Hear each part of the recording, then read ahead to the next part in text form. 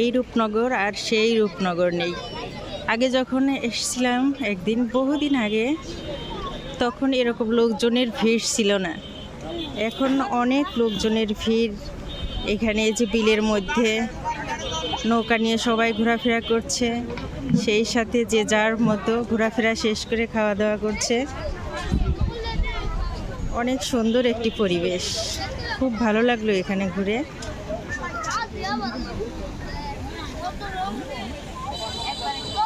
আমরাও সবার সাথে এই যেখানে নাচোস অর্ডার করে নিলাম।